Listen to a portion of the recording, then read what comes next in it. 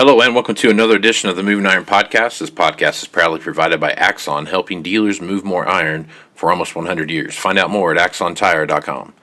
Axon was started almost 100 years ago out of a passion for keeping agriculture moving. It's that same passion that drives them today. With a vision for a better experience for both farmer and dealer, they set out to create a better way to move more iron. When you partner with Axon, you get immediate access to a full range of products and solutions designed to meet the complex needs of today's grower. Axon carries all major brands and sizes of tires, wheels, and tracks. From custom colors and sizes to fully customized wheels, you can have the solution for virtually any problem today's farmer is trying to solve. To find more or become an Axon dealer, please visit axontire.com. Moving iron in the 21st century. Hard-working people working hard for you and me. Moving iron, time and time again. Through the years you'll find us here. Moving iron. Hello and welcome to Moving Iron Podcast number 225. This edition of the Moving Iron Podcast is brought to you by Axon Tire, helping dealers move more iron for the past 100 years. And also tractorzoom, delivering insights. If you're looking for a great place to track what's going on in the auction marketplace, go to tractorzoom's Iron Comps. There's 500 different auction companies that give them information from around the country, so it's a great place to see an independent view of what is going on out there. So if you're interested in doing that and you like what you see in Iron Comps, make sure you use Moving Iron at checkout to get yourself a discount. This week, I am pleasured to have Rich Possum to come back on. Rich is a mainstay here on the Moving Iron Podcast. He's been around the podcast now for almost 3 years now, and Rich has got a great view what's going on in the economy, and I like to pick his brain and see what's going on. So, Rich, how you been, bud? Good, and yourself? You know what, Rich? I can't complain any. Things right now are going pretty good for the equipment business, and the commodity prices are, I don't want to say they're firm by any means, but they're definitely higher than they were. So things are definitely looking up on the ag side, at least for the next couple of years. Yep, I believe so. Keep in mind, no prices will continue to fluctuate, but better margins than what we've had in recent years. That's for sure. Rich also has a podcast called Critical Point Podcast, and Rich, why don't you talk about that a little bit and where people can find it? Yeah, and actually, glad you mentioned it. I almost forgot. I got a new website that's meant for education, information. I have a bio on it, has a few free things, and then it has a link to the site where you can get the actual podcasts, where some are free and some are a premium service for about $28 a month or so. Okay, the new site is criticalpointpod.com. And check that out. It's still under development, so there's a few things we need to fix and clean up, and we'll always be changing and adding things. I've even put a little blog in, although it's not going to be blogging every day about the markets. That's what my video podcast service is for. Now, if you want to go directly to the podcast site, you would go to criticalpoint.podbean.com. So those are the two websites, but check out that new one, especially for people who are unfamiliar with me. I try to explain what I've accomplished in a few decades here of markets and economy and what I plan to do in the future with it. Yeah, make sure you do. Rich has got a ton of information out there. Great place to go see what's going on. And I'll say his information and his analysis is pretty spot on. So make sure you go check out those websites. Rich, let's talk about a few things here. So, Fed meeting last week. So let's just timestamp this. This is August 5th as we're recording this podcast right here. A week ago, the Fed had their annual quarterly meeting, and I don't know what you took from that, but I took a lot of either they're not telling us what they want us to know, or they don't know what they're doing. So I guess, what are your thoughts on that last Fed meeting, and what did you glean from that? Yeah, well, you probably hit it right that it's a mixture of not know what they're doing and they're not going to tell us everything, because there's a lot of people. First of all, they got one of the toughest jobs in the world. It's very, very tricky to be playing with interest rates and inflation and try to keep everybody employed. It's a tough job. And I think personally they've done very well, but I have a lot of friends who, boy, they would be the opposite of that opinion. Okay. So it depends how you think things should run.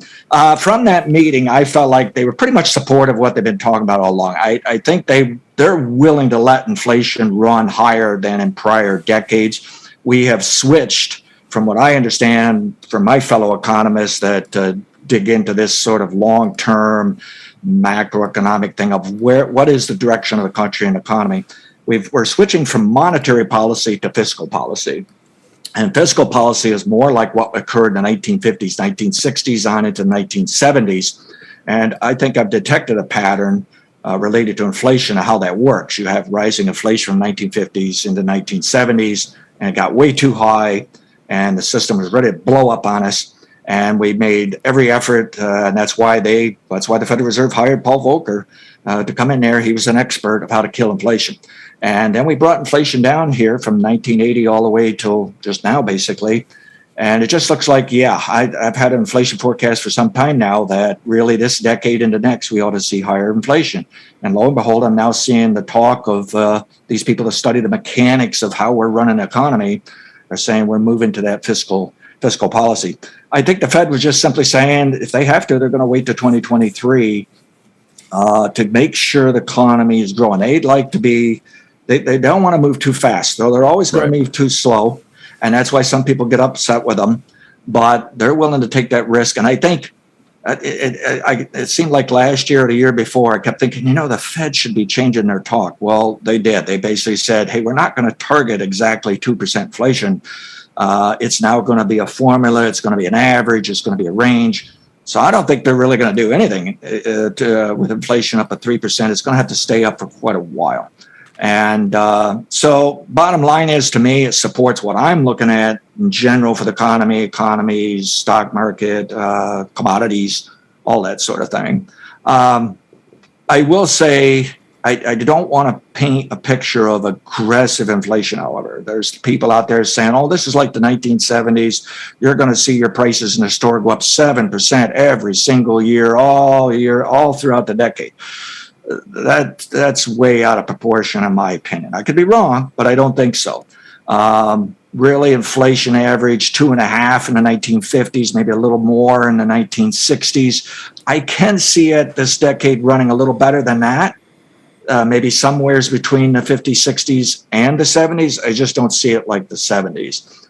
And I'm very confident what I'm seeing right now in the commodity sector, that it's supporting my opinion. We are seeing the highest inflation rate right now compared to the next few years. I truly believe, I think we're around 5% right now. Maybe it can get to 6 or 7 yet this year.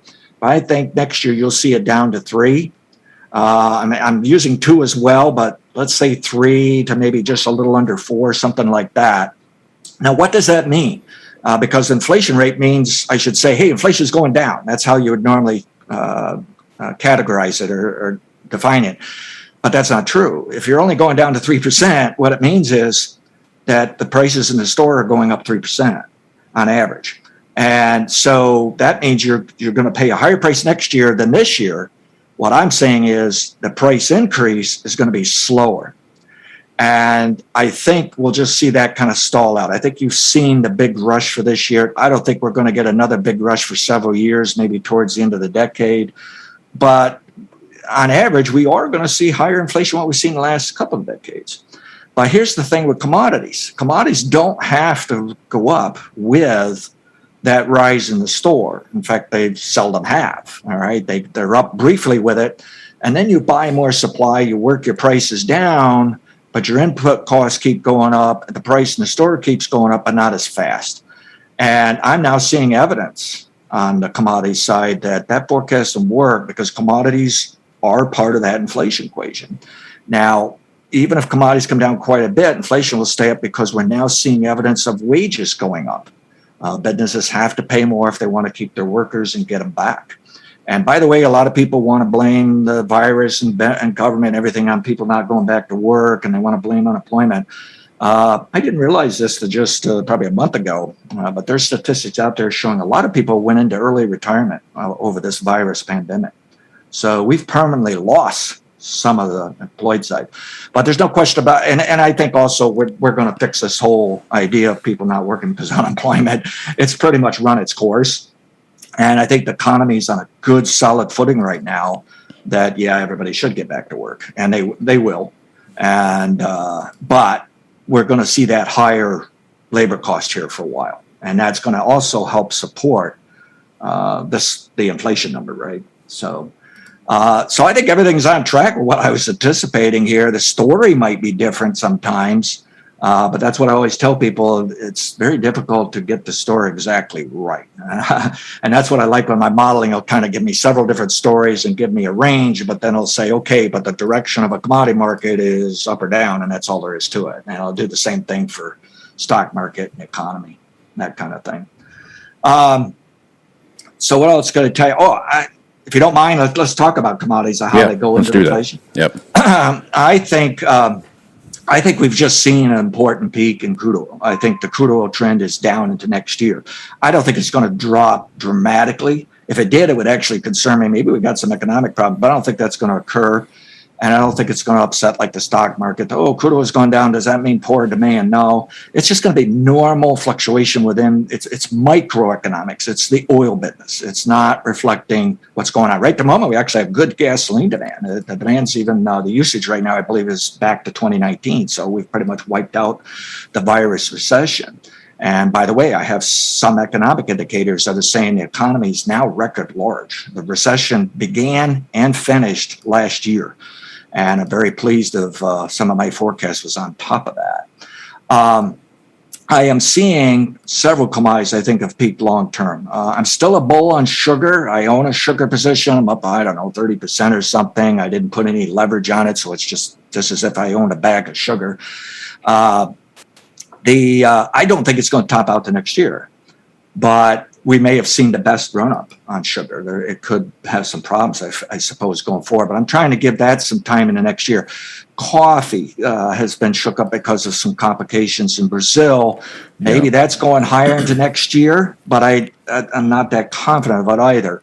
Cocoa has been stuck in the mud here all year long. Right. Maybe that finally wakes up for next year.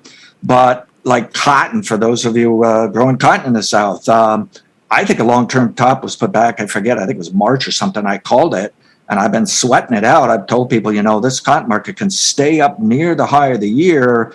I may even have to wait to the end of this year into next year to get cotton down and prove me right. And so far, that's what's been going on. It's just been sitting there. And this recovering demand is holding cotton up, but it's no longer sufficient to drive it to to a new high for the year. And I don't think it's going to. If it's higher 2 months from now, I'll have to reevaluate. I'll have a problem. But I think eventually cotton comes down in next year. Grain markets, I called a top in May, and I said I think it's the long-term top, but let's face it, you got July, you got tight supplies. Maybe we'll have to reevaluate. Maybe I'll have to say, I was early. Well, it turned out in old crop it was. We got a new high in July, and we did call it in July, June to July, we did call for a new high of the year. So we kind of got it right. The interesting thing, if you look at new crop, corn, beans, the top is actually May still. So we called it within 2 days of the top, within a couple of days of the USDA report. I actually had people, I don't advise how much to sell. And I have a lot of brokers who follow me and market advisors, crop advisors. But it was interesting. I got a lot of emails saying, could you just tell us what would you do? How much would you sell if you're calling this important top in the grains? So in May, I said, I want 80 to 100% old crop sold. I want it wrapped up by July. I said, I want 60 to 100% new crop sold, which is very high for me. Normally, I never sell more than 50% ahead of a harvest.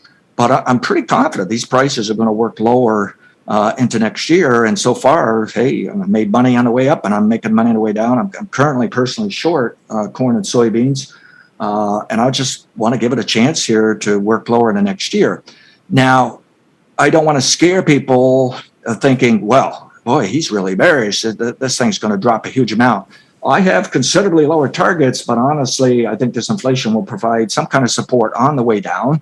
I think we'll still maintain very good demand. But just because you have very good demand doesn't mean prices stay up or continue to go up. Quite often, once you've had a bull run like we've had since last year, prices go down even if the demand grows, believe it or not. A lot of people don't get that, and that's how they make mistakes. So I'm very convinced we're going to see the lower prices coming. I don't know for sure how low, but hey, I don't have a problem with December corn going back to $5 or even $4.80 into next year. All right, but we'll see what we get out of this August USDA report. I mean, what is it? Last 3 reports have been very bearish, limit down days. I don't know with this one. Maybe everybody wants to bet on that kind of thing. They might be betting against it. We'll see what we get. But I guess what I want to tell people is just be careful. Don't become too bullish, too greedy here. These are good prices. I mean, look at next year's December corn above $5, and I'm thinking, boy, it was only a year ago we were saying, boy, we'll sell some if we can even get $4.30. You know, big profits. I think the one thing that I'd like to see about these prices right now is that high prices are great. Don't get me wrong, but But when you start getting into that $6 and $7 and $8 range for these corn, and you start looking at $10 wheat and all these different things, that does as much damage as it does good. You know what I mean? So there's a lot of moving parts there to pay attention to, and I think you're right. Having that $5 corn as a long term projection, that's good for everybody. Everybody makes money, but it's not so much money that food prices are going through the roof and all these different things that are there. One point I want to ask you to go a little further on is you're talking about the employment via COVID and those kind of things, and I've read lots of articles about companies making more investments into robotics and autonomous, whether it's warehousing and those kind of things. How do you think that's going to play into the long-term employment picture, and as the Fed starts looking down the road here a little bit? If there are that many people have left the market and aren't going to come back, and you start replacing these people with robots and then people that are coming back into the market, how is that going to start playing out, do you think, Rich? Yeah, well, certainly it helps support that idea. And I've been concerned for a decade now that labor force is going to be fighting this for many, many decades to come. There's just going to be more and more robots and more high-level automation, even if it doesn't look like a robot. Right. It's some kind of machine that's doing something right. And labor force has to continue to educate itself and try to move up and be able to, at least supervise that kind of equipment. But this is why we need to continue to innovate. We need to create new products so we can start new businesses in order to move those people out of those jobs into something different. And this has been the story in the U.S., and the U.S. has done it better than anybody in the world, in my opinion, for 100-some years.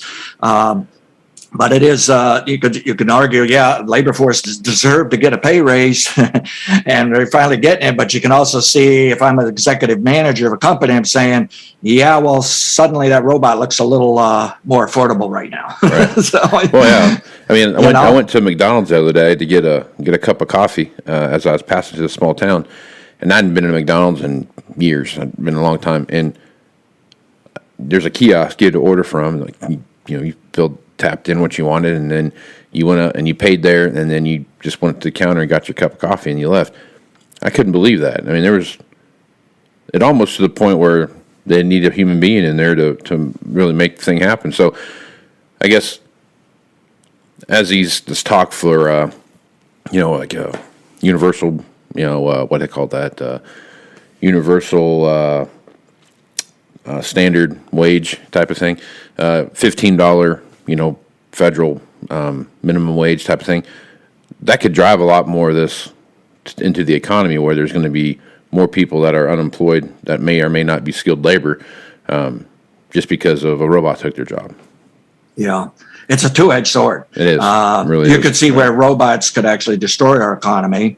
It's kind of like Henry Ford's idea that, hey, if you don't pay people enough, then they're not going to afford his car, right? Right. And that's a true economic, and that's where robots could backfire on us. On the other hand, if we could somehow figure out to do it correctly and we don't beat up on one another, we could be creating heaven on earth where we don't have to work and we get a paycheck and the robot's doing the work for us, right? That'd be an awesome situation, wouldn't it? Yes, it would. Have a lot more time to goof off. That's right. A lot more hobbies. Yeah. All right, so let's talk about one other thing you talked about in that first opening question there. You were talking about inflation and how it related back to the 50s, 60s, and 70s. And obviously, if you listen to anybody on the news now, there's just big, oh my God, we're gonna have 20% inflation, and they're just scared to death of all this stuff. Why don't you think we could have inflation like we saw in the 70s? The amount of money that we've printed, there's a lot of supply out there. So I guess in your opinion, what's stopping it from really just taking off and going? Well, one of them is we just discussed it, the robot side of things. It really leads to a different type of creativity, productivity. Shouldn't say creativity because you're actually trying to invent something there. Productivity means you make something, you do business. And you can just see our productivity is aggressive. Some people think it's slowing down in coming years here. I'm not concerned about that. It's high enough level. Even if it slows down, it's still going to be a high enough level. That's very difficult for people to get out there and truly pound the desk and say, pay me more, pay me more. And my costs are going up in the store. You got to pay me more. So it's going to be difficult even though I think wages will go higher in the next decade. I just don't think they're going to go as high, or I should say as fast as what they did by going into the 1970s. And it's just going to be difficult for them. And that's going to limit how high inflation will go. Same thing for commodities and all of our inputs. You can just see today we can just crank up production so fast, around the world. It's not just the U.S. anymore. If someone says to me, hey, $6 corn would have bought a huge amount of additional corn production, but you know what? We're at our limits. You're not going to do that. Well, maybe, but you go look at Brazil, heck, they want to. They increase production another 50% if they want. All they got to do is plow their pastures under. They don't even have to cut down any more trees. So, you could just see it's going to be difficult to really continue to push commodity prices higher over the next few decades along with inflation. And that's actually going to help temper and hold back this inflation. So productivity, the mechanics of just how we're running our economy, the machinery, if you will, of how it's really working there. It's just difficult to get it up there more than ever. I think it is going up anyways, but I just don't think if people really believe that we deserve to see a 1970s thing, it may be here as soon as next decade. I would actually be short for a super cycle. It really should be like 2 decades away. In other words, this is the 50s, next decade 60s, then finally the 70s. I will admit my model is saying this could be one of the fastest rise to get from low inflation to high inflation. It may take just 2 decades. But again, that still means we got a decade away here before things get out of hand of getting really high inflation. And it may get out of hand. The Fed may be on this new fiscal policy, but they may find out it does get away from eventually. But I don't think it's really going to do it this decade. It's just going to be too hard to push it up there and hold it. There's too much competition. Right the moment these companies are raising their prices faster than inflation, actually, and then that's raising it even more in the stores, they're making a buck out of this, unfortunately. They really shouldn't be doing that, but that's how we've done it for decades. The businesses say, hey, my costs are going up, and so I got to raise my price to you, but they put a little extra in for themselves. Well, helps with the stock market, helps with investors and high-end people working in those companies, but costs you more, and you and I more at the store too, Yep. But in a few years, those companies will find it's difficult to do that. They won't be able to pass that on for themselves like that, and they'll ease things back on that. So I'm with the group saying more inflation's coming. I just don't see this scary explosion thing here. It's just not set up for it yet, but it may be here next decade. Okay. I'm willing to consider that. Okay. So let's talk about what the market right now. We've come off this post-COVID expansion of the economy where everything's opened back up, and that's what's driving a lot of this inflation that we see right now. We've talked about that in past podcasts about how, as things start to expand and more people are out doing things, prices are going to go up because demand's going up, so on and so forth. That's part of this demand, inflationary demand that we see coming right now. But let's talk about what your thoughts are moving into the fall and winter of 2022, fall of 21, 22, as this new COVID variant has kind of reared its head up here a little bit. What's your thoughts on that, and how do you think, if anything, that's going to affect the overall economy that we see happen right now around the world? Yeah, I'm glad you brought up the point on this COVID also caused some of this inflation, and sometimes you get a bounce right out of a recession for inflation. So some of this is normal, and then some of it's not normal and related to the virus recession on top of it.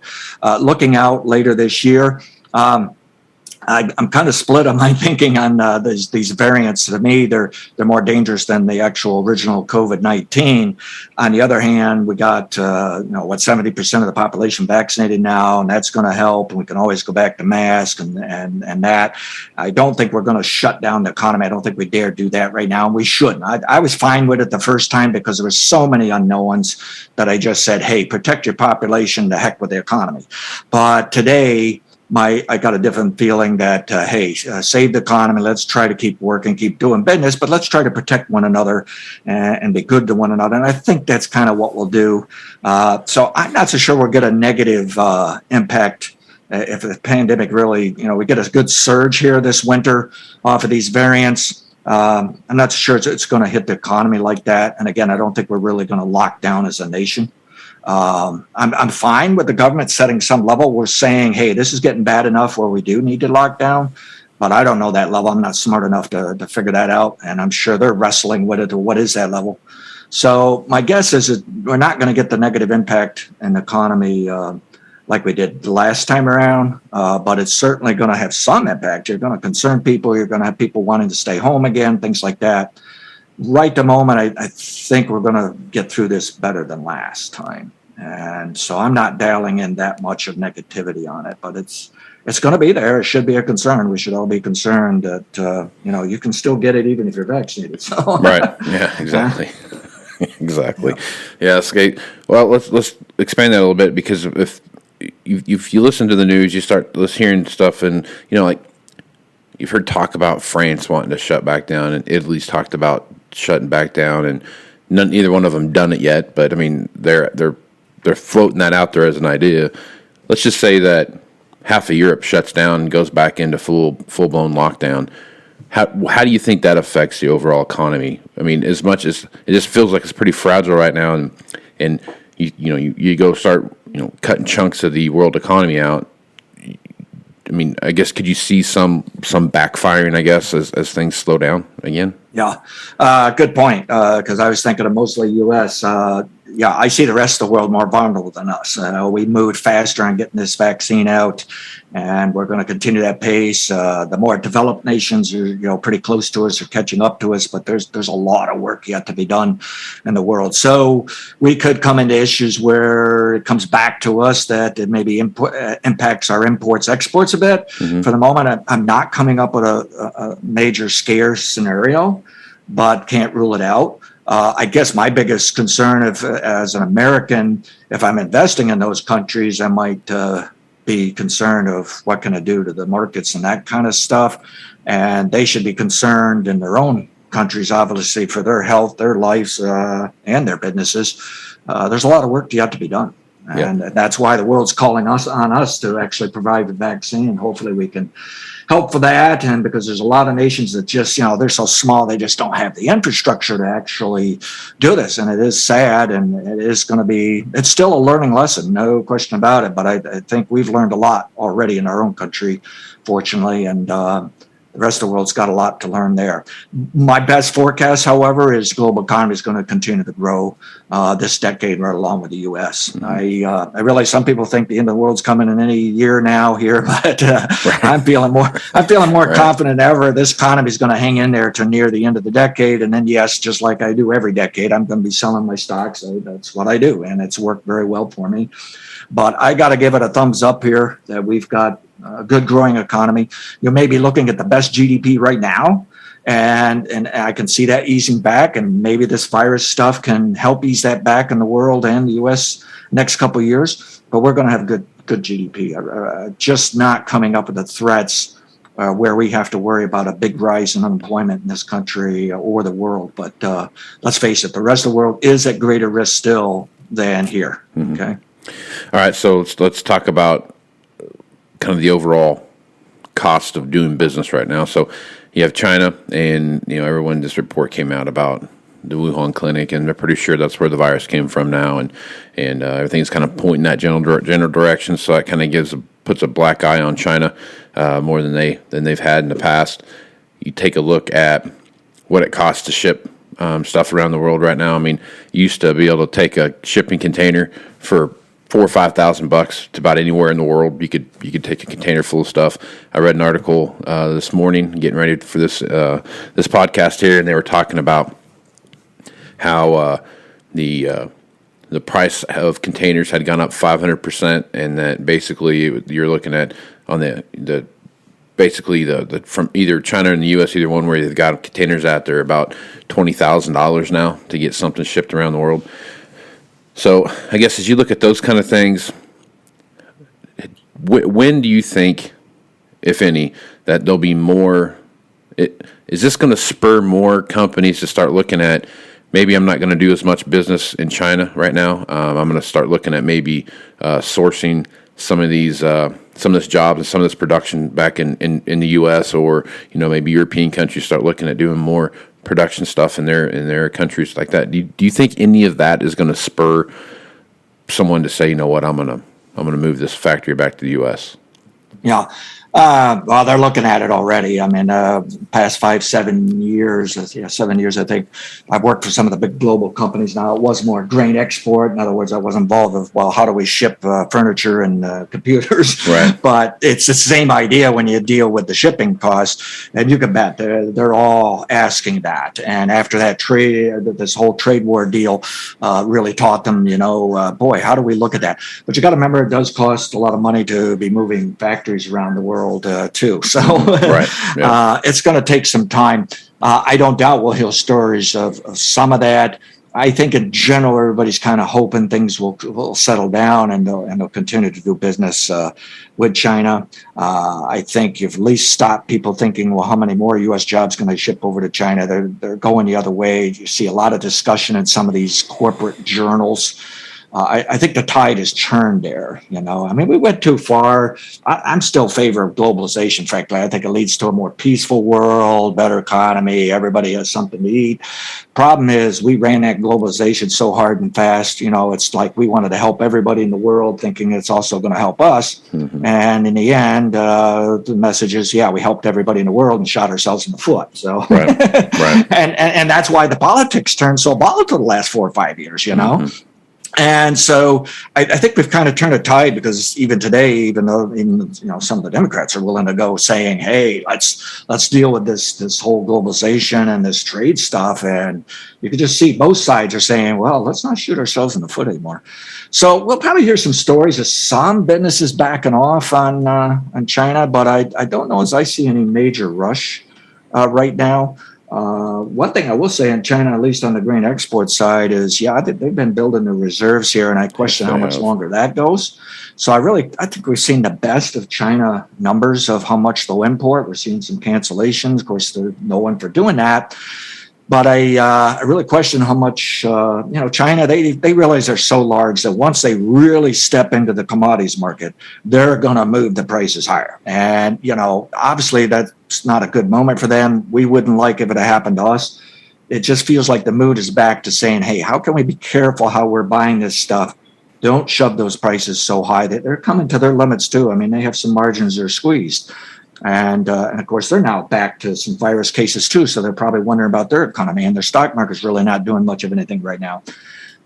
So I think we could see some of that push in the commodity sector backing off a little. And again, that might help calm down this inflation in the U.S. as well as the world. So you see those kind of things going on too with China. Mm-hmm. Is that a major negative? I don't think so. I think they're still going to buy a lot of stuff from us in Brazil. But I'm just saying the push That's the best way I can describe last year and this year. We had a huge push on a lot of things, even real estate. And I'm working in the real estate now, just sold a place to a billionaire, believe it or not, wants in on farming, believe it or not. And but we're seeing the push back off. People are saying, I'm not so sure I want to pay that higher price. Won't the seller deal a little bit? So I think we're starting to get back to normal. But I'm not expecting prices to come down huge amounts. We've got a new level here, but I think a push is we've seen it, and I think we've seen it in commodities too. I think you've seen your highest price for a while here, and that to me that's not a negative. We're still going to the wheels of commerce are going to still move. Okay, it's just that a lot more corn and oil and all that stuff is going to move through the pipeline, but not as quite as high a price as a few months ago. Yep. All right, Rich, as we kind of wind this down here a little bit, give me your, as you sit here and look towards the end of the year and into 2022, what are you watching for positive gains, and what are you watching that you're going to try to stay away from? Yeah. Hey, let's first start with the stock market. I think it's going higher in November. My model's saying it'll take that long for some major groups of people who I think really run the stock market, control it. That doesn't mean they know they're doing it. They probably don't, but I'm just saying it's my observation that that's what they're doing. And I think they need to buy into like November or something, maybe a little profit taking an end of the year. And I've done very well. I nailed that sharp drop in July. I mean, even bought some at the low of the day and sold out at the top.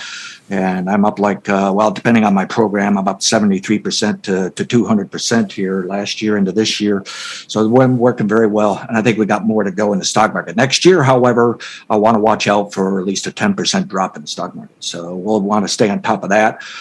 Again, some of these inflation or commodities might stay firm into the end of the year and then down next. But I think the grains have already topped. I think quite a few of them have. Again, sugar might go higher into early next year and then down, things like that. I don't want to be overly negative to commodities going into year end, but I definitely see lower commodities next year. I think the inflation, if we haven't seen the highest number, we're probably going to get it just the next 2 or 3 months. I think this whole supply chain, as far as manufacturing, is just going to continue to get back to normal here. I think we'll have it by the first quarter of next year, if not by the end of this year. So I think we're getting some things back to normal here. And so those are some of the things I'm watching to see, hey, is it not quite working out the way I'm in? Do I have to adjust my price forecast and things like that? Let me quickly throw in on the weather side. People knowing for me for years now of having these ranges of when we should have a crop problem. I've said 2021 to 2024. And I kind of felt like 21, 23, if I had to try to be more precise. Fortunately, in around February, March, I started to say, I don't think we're going to get it this year. And then by May, when I called that long-term top and at least for the new crop markets, I said, I'm very convinced this is not a crop problem year. It is for Western Iowa. It is regionally, but not for the nation, not for corn and soybeans. Obviously, it is for wheat. That's an entirely different story because the whole West U.S. has had drought issues. But I think we want to dial in the possibility of a good crop next year and a decent crop this year. I think I got to wait to 2023 for that crop problem. But we will see. I see these commodities or grains going lower into spring, early summer, and then we'll either get a weather scare and a good crop and down into harvest, or we're going to find out, we did get a crop problem in 22. I'm willing to leave next year on the table.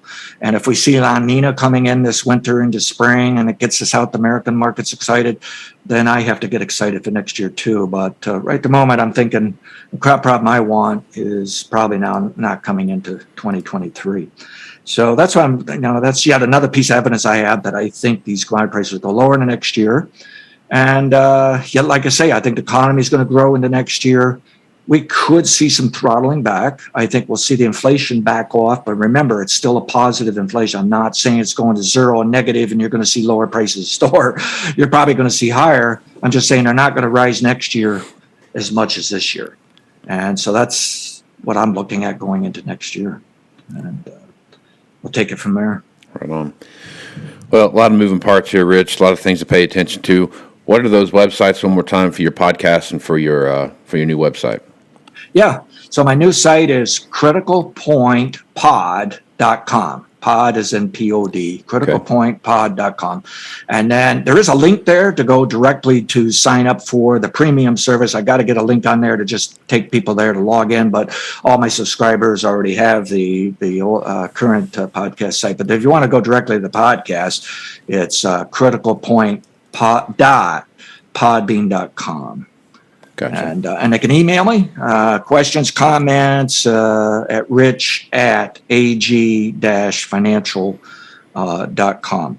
But yeah, I'm very pleased to how I've done so far this year in the stock market and the commodities. We've made money, making money now. I'm still short corn and soybeans. And yeah, there'll be ripples. I may be wrong here. Maybe off the USD report for a few days. But I got a feeling these grain prices are going to work lower into harvest. And then we'll reevaluate and see where we go for the next phase. Yep. And, yeah, it's going to be it's going to be a fun run. Also, check out Rich on Twitter, and it's Rich_Posson, right? Isn't that what your handle is on Twitter? yes. Okay. So yeah, check him out there. A lot of good information he puts out there. So man, Rich, I really appreciate you being on the podcast, and looking forward to next month. Yes. Thank you very much. Right on. I'm Casey Seymour with Moving Iron Podcast. Make sure you check me out on Facebook, Twitter, and Instagram. That's where you're going to find the latest editions of the Moving Iron Podcast. Also go to MovingIronLLC.com and you'll find the entire library of the Moving Iron Podcast, as well as all the blogs I've written. They'll be there posted as well. Moving Iron Summit is coming up here in Nashville, Tennessee. That's September 15th to 17th.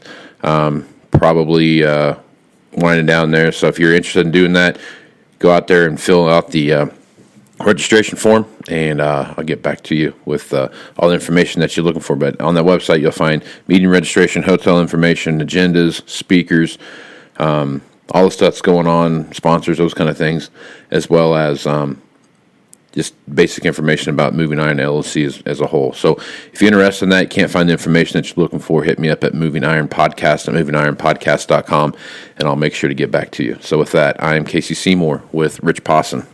Let's go smart, folks. Out. You want to have a meaningful competitive advantage to help sell more equipment. Whether you represent the sales, parts, or management department of an implement dealership, there's a surprising amount of complexity when it comes to tire, wheel, and track technology. Let Axon worry about that so you can get back to supporting your customers. Axon has leveraged years of experience to create a streamlined process that gives you a proven path to help today's grower and sell more equipment. The roots of their organization go back almost 100 years to the invention of the rubber tractor tire. Supporting agriculture is the number one driver of Axon, from product development through sales and service. To find more or become an Axon dealer, head over to axontire.com. Moving iron in the 21st century. Hard-working people working hard for you and me. Moving iron, time and time again. Through the years you'll find us here. Moving iron.